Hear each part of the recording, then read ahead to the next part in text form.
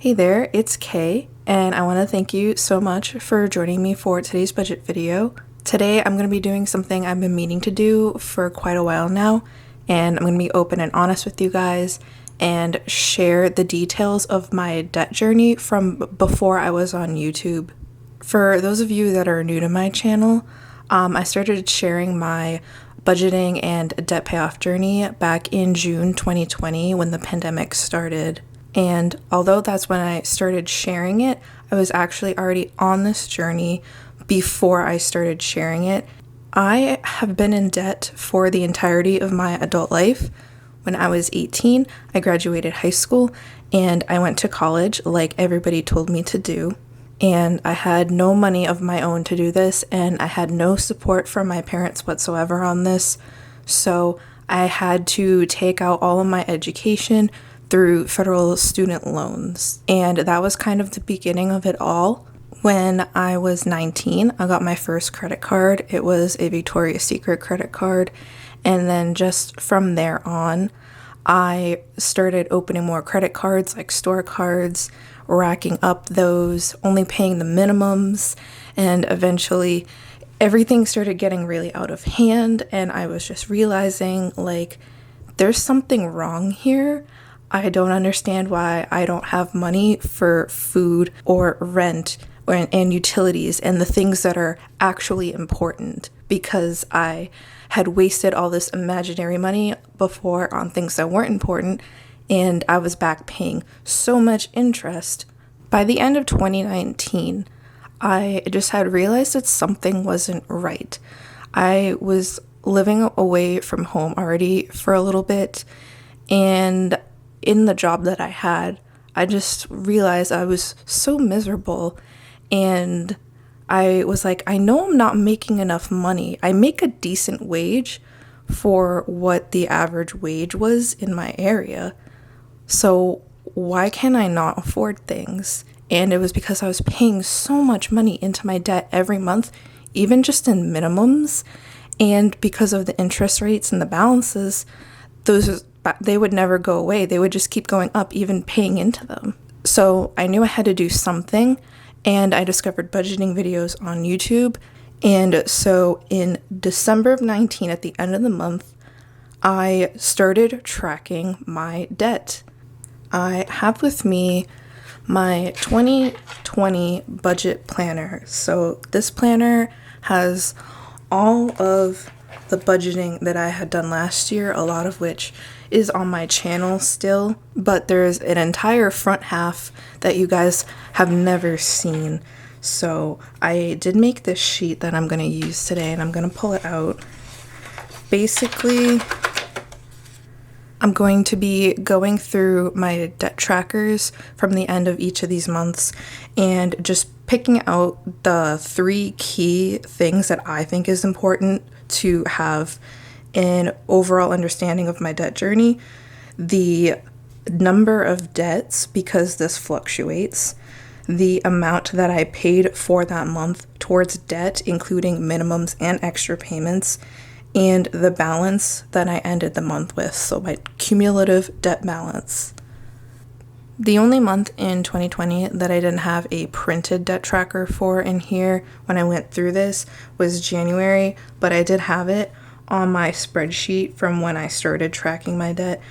So in this original spreadsheet, I didn't mark all of the total payments. I do have the payment minimum marked as 604, and I added on my calculator, and all of these added up correctly. So with the information from there and the information from the one paycheck budget sheet that I have for January, it said I made an extra $45 payment on my Best Buy Visa. So I'm going to take the 604, add it to 45, so that makes 649. And although I'm unclear about that number because I'm missing a paycheck budget from January, like I'm missing the first paycheck, and because I didn't have that data originally, that's probably just an estimated. So it was 649. I'll put a question mark because it's not necessarily full data, the ending balance that I have recorded is $33,405.30.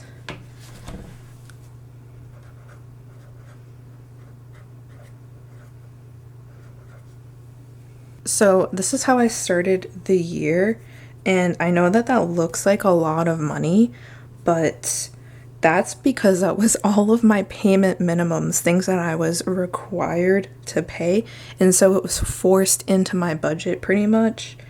I did make an improvement from where I ended 2019.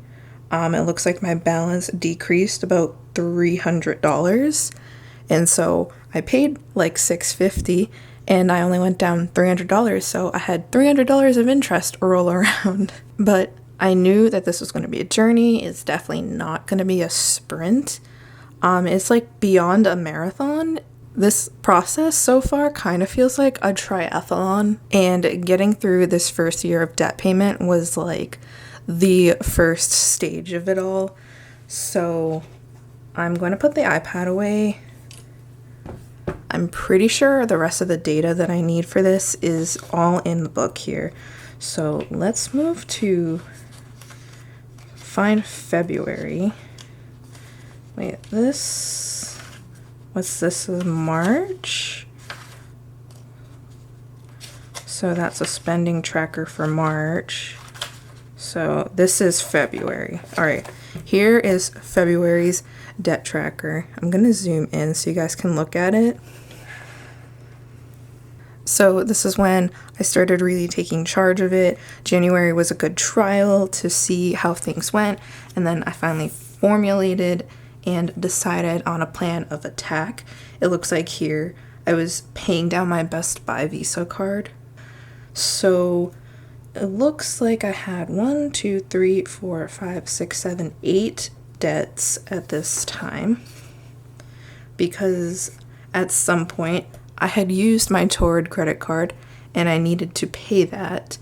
I don't remember if it was like an interest charge or if it was just me using it and shopping, because this is before I made myself an allowance spending category.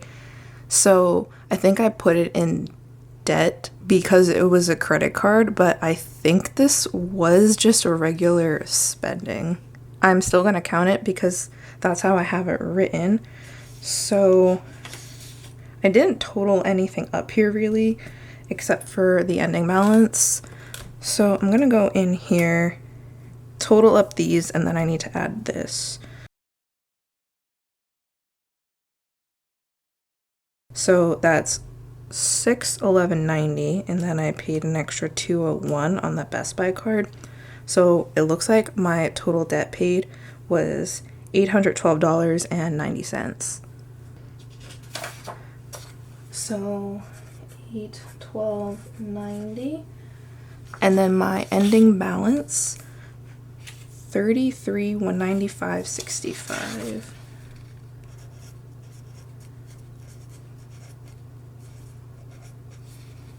So again, this is still a decrease pattern month to month. My balance went down about $200, even though I had paid $800 into it. So that's how I ended February. Let's move into March, which that's April. Here's March, and it looks like I kept the Torrid credit card paid off. So 1, 2, 3, 4, 5, 6, 7. So I went back down to 7 open debt accounts, and it looks like I paid most of my minimums, but my student loans became deferred because I was a part-time student at the time, so I was able to get those loan payments deferred. So I need to go in, add these up, plus add 60. That comes out to $566.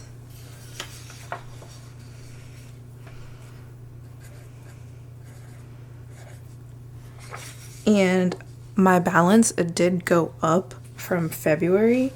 It went up by, it looks like, about a little over $200. So we have 33, 441, 78. So I think one of the biggest differences, so I spent some time looking at these, and I think one of the biggest things here, so my Citibank card at February ended at $25.37, and in March it had gone up to almost $3,200. So there was $700 that had gone onto that card, and part of that was my tuition for the semester. So this was my first semester going back to school after being out of school. I dropped out of university in 2015, so it was my first time back to school in like 5 years. And I was using my employer's tuition assistance, but it requires you to pay the tuition up front and then submit the receipts and the grades to get the money back, meaning that I had to pay this tuition up front, which is money that I didn't save for, and I didn't want to take out student loans again because here I am trying to pay off my debt, student loans being one of them. And so my dumbass thought it'd be a better idea to just put the tuition on the credit card. Needless to say, that was really, really stupid of me and desperate of me to do. And I ended up sort of correcting this later by taking out student loans, but that was a little bit later in the year and also a little earlier this year that I was able to get that sorted out. But at this point, besides that, the other important thing here would be having my student loans deferred so that I had a little bit extra money to be using to pay into debt every month. And so that's kind of what inspired me to try to start with the snowball method and having a small amount of money that I know I can throw into debt every month. And so looking at my plan of attack down here, it's not labeled, but I still believe that I was working on the Best Buy card based off of throwing the extra debt payment towards that card. So let's move on to April, which is over here.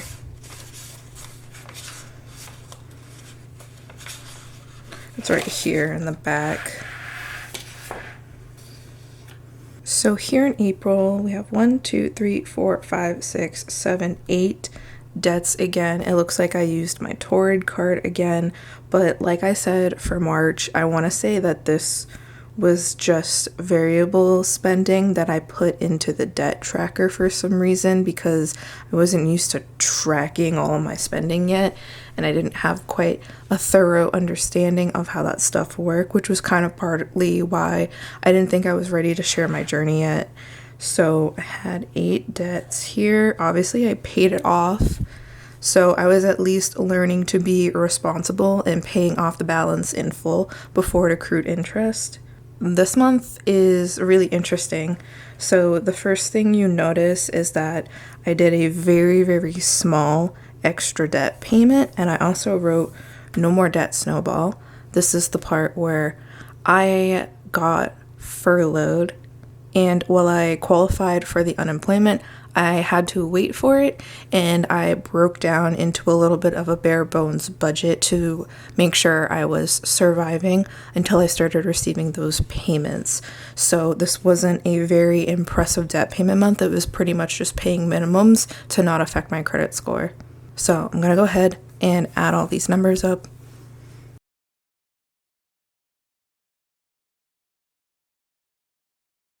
So I paid out $559.62. That's what I paid into my debt, and my ending balance obviously went up because I pretty much only paid my minimums, and so interest is here to kick my ass. So I went up to 33,518.05. Now, at this point, I really didn't know what to do. I felt like there was no way to plan or strategize too much for going forward. All I knew was I might not have a job soon, and everything that I've started building up for, I was afraid was just gonna come crashing down. So let's move into May.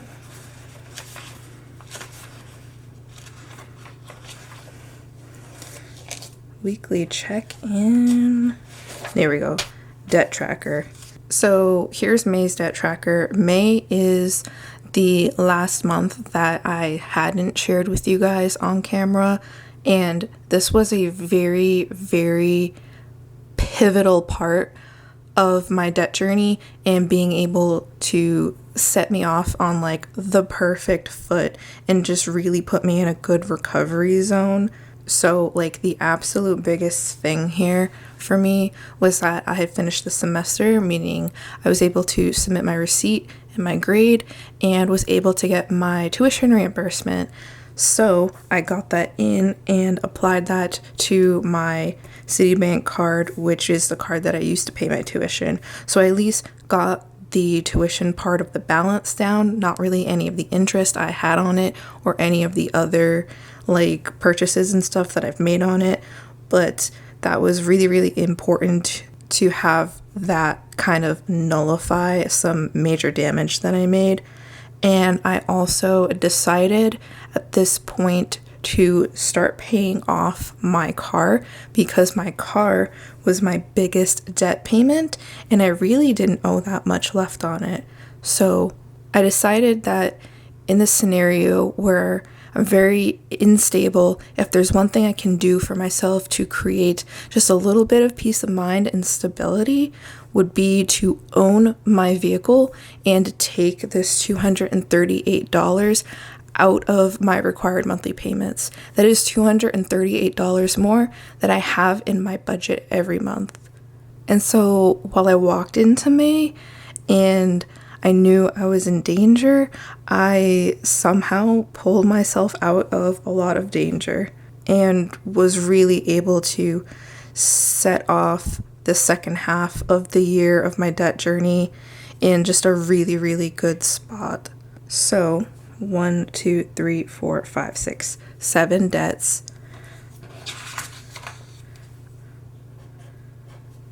So we have the 7 debts because I paid off the Torrid card and I paid a lot of money. So I'm going to add, I actually have easy values here. So 516 plus 2676.99.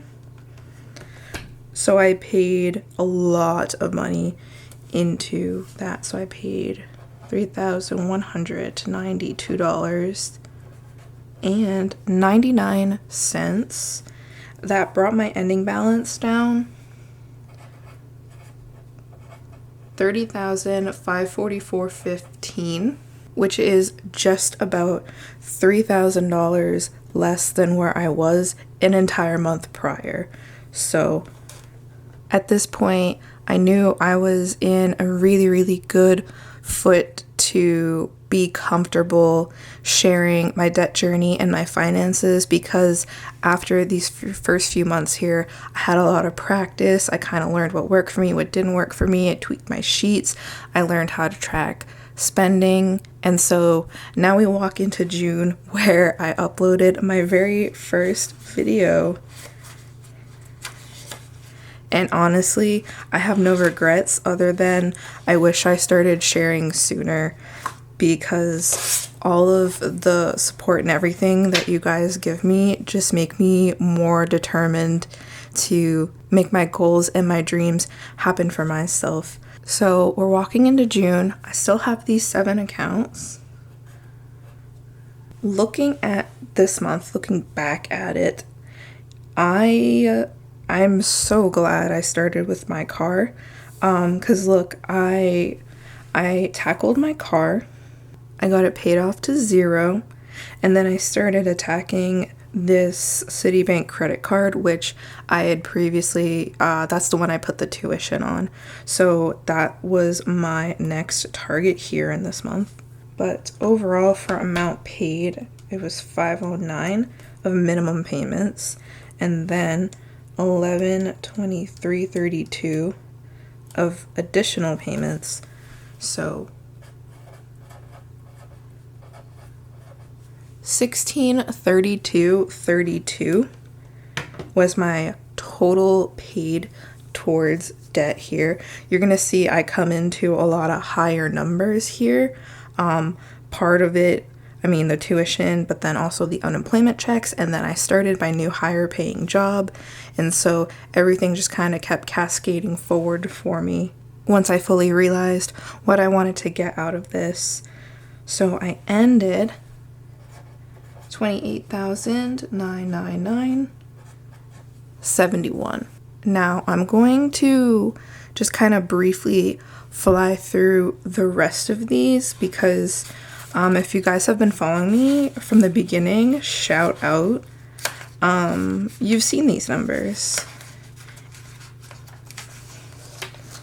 So here's July. July, I only had 6 debts walking in, and I paid actual payment. See, that's why I changed that on my trackers. Before I was doing minimum and additional, then I just started doing minimum and actual.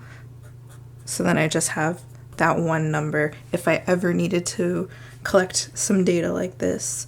So I paid $836, brought the total down $28,271.29. And yeah, I used to track my credit scores. I don't really care about them right now. I don't know if that sounds weird, but now that all the credit card debt is gone, I'm fairly all set on that front.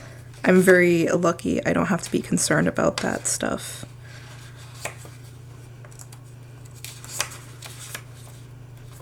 So this is August. August, I walked in with the 6 debts, but I did finish paying off one. And I paid $1255.87. That left me with an ending balance $26,998.49. And so these numbers are kind of amazing to look at. So from April to August, right? So it was only like 4 months. April was my peak, which is why I'm using it for the reference.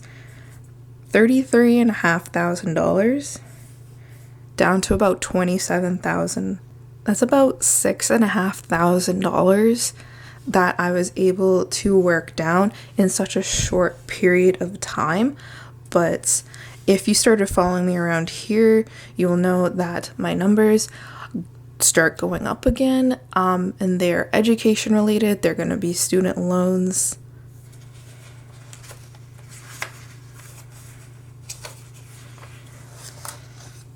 So here's September.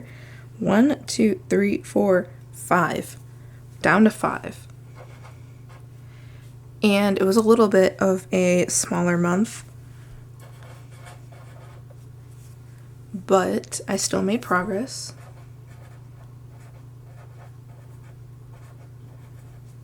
And here I went back to tackling my Best Buy card. This is when I made sure I was doing the small snowball method, and I was paying the balances from smallest balance to largest balance. And so I continued on with that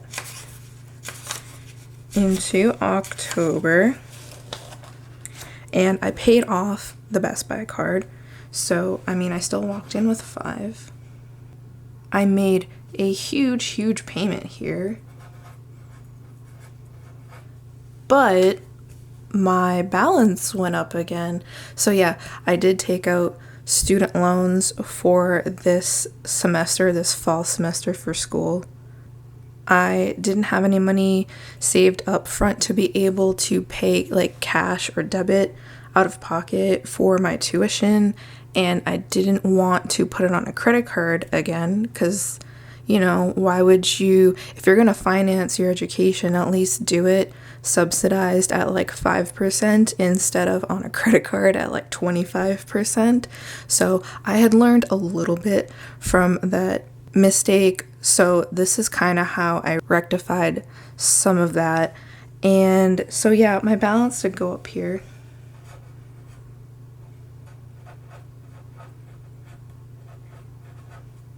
Again, this being reflected here in my Nelnet student loans. The balance jumped up almost $5,000 here. So, but overall, I did use a lot of that money to pay down my credit card debt. So it's kind of like I took out a low interest loan to pay down my high interest credit card. That's kind of how I reasoned with it. Now I know for the future, because this is kind of a mistake, I didn't even think I was going to get that much money for my student loan. I really only needed a little bit, and they gave me a lot, and then the difference got deposited in my checking account. And so yeah, so let's move to November. I only had 4 debts,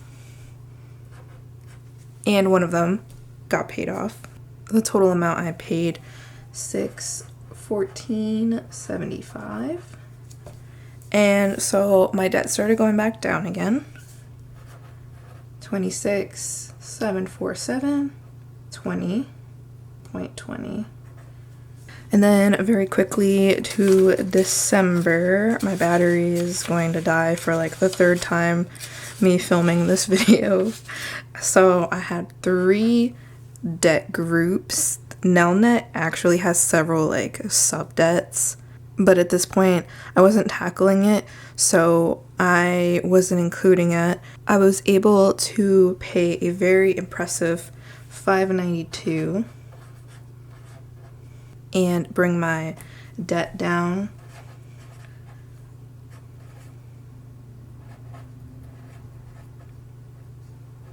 to $26,183.85, and that is where I ended 2020. So that was the entirety of the journey. So for the entire year, how did I do? Well, I mean, obviously my debt definitely took a decrease. The number of debts, I'm not going to include the Torrid card as the debt only because I think, now I'm thinking about it more, I think it was more variable spending and I just didn't categorize it correctly. So I started with 7. I mean, that is what I walked into the year with 7 active accounts. I ended at 3, so I paid 4 accounts down. Now I'm going to total all these up to see how much I paid towards debt last year so that I can cry at how much money I wasted.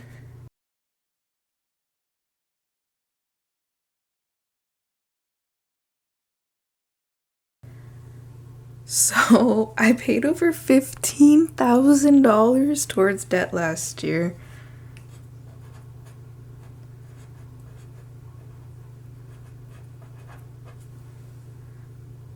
That's absolutely horrible to me to see that number, but I knew I needed to see that number because it's a number I hadn't seen before, and it's a number I need to come to terms with. That sucks. That's money I could be saving for a new car or saving for a house, saving for retirement. That number hurts. All right. Overall, for the balance, I'm not sure if I should use the starting balance or if I should use the peak balance. I think it's most appropriate to use the peak balance since that is my highest debt number ever.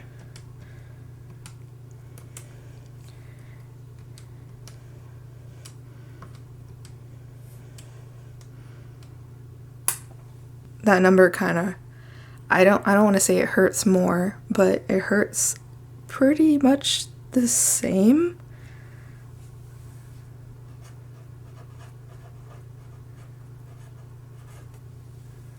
I paid $15,000 to see my debt go down $7,000. I paid double into debt than I got out of it. Ooh, I am feeling some type of way, guys. Sorry. This just feels like really awful to sit down and look at. But it is important. And at the end of the day, I'm happy to share it because this is what it's like. This is real life. These are my real numbers. This is my real progress.